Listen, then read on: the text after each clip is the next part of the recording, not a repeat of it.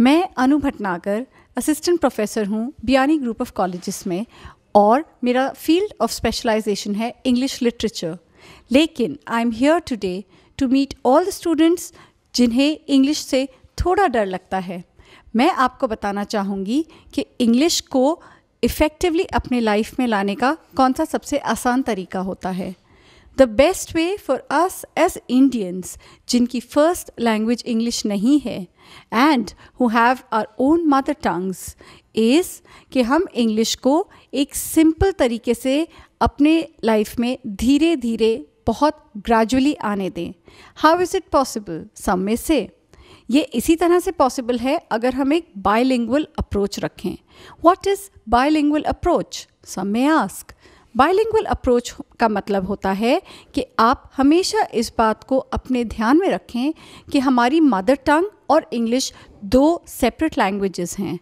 हम सोचते अपनी मदर टंग में हैं क्योंकि बचपन से हमारा एक्सपोजर अपनी मदर टंग का ही रहा है, लेकिन जब हम कॉलेज जाते हैं और धीरे धीरे मतलब पहले स्कूल फिर कॉलेज और फिर बाद में जॉब पे जाते हैं तो हम देखते हैं कि एक इंटरनेशनल एटमॉस्फेयर क्रिएट होता है इंग्लिश के through.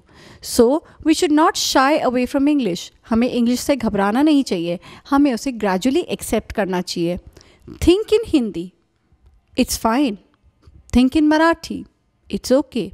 Think in Bengali, no one has any problems with it, क्योंकि यही हमारी मदर टंग है। लेकिन हमें इसे धीरे धीरे इंग्लिश में ट्रांसलेट करना चाहिए। ऑफ कोर्स इनिशियली हमारे लिए थोड़ा डिफ़िकल्ट रहेगा फ्लुएंटली इंग्लिश में बोलना। Like it is very difficult to know when to use the verbs, where and how to use the nouns, what are tenses and the other technical terms जो हमें school days से ही सिखाए जाते हैं। And the only way to think about them and to apply them in our language is to forget in technical terms and think practically.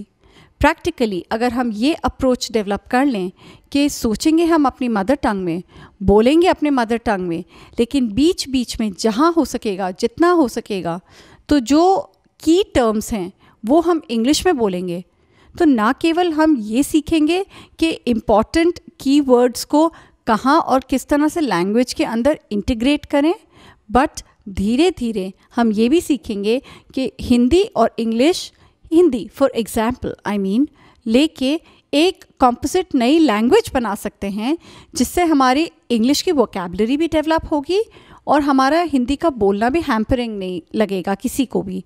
And gradually as we gain confidence and we move slowly from our mother tongue to complete control over English, we will realize, like you must be realizing right now, that I am speaking in complete fluent English and you are still able to understand everything that I say. देखा कितना आसान था।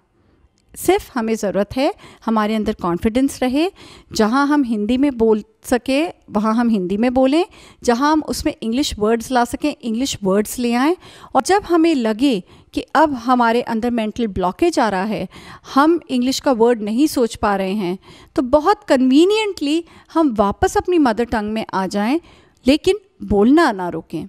और जैसे जैसे हम बोलते जाएंगे हमारा कॉन्फिडेंस अपने आप आ जाएगा। Keep trying.